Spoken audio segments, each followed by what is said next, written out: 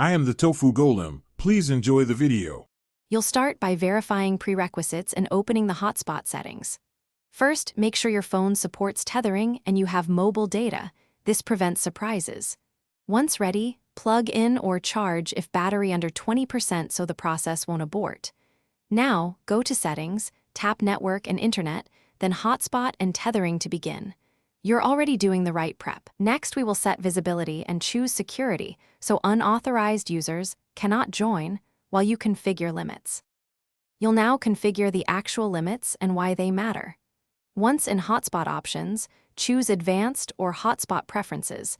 There you can set a data cap in MB/GB or pick a connection timeout to save data. Make sure to also limit the maximum number of connected devices to reduce bandwidth contention. While you're at it, set a strong WPA2 password and optionally rename the SSID to avoid accidental connects. This protects usage and you'll finish by activating and confirming the limits work as intended.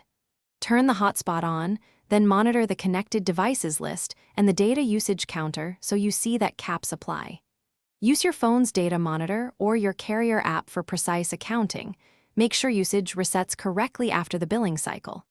If the limits don't hold, restart the hotspot, check for OS updates, and confirm your carrier doesn't override tethering rules.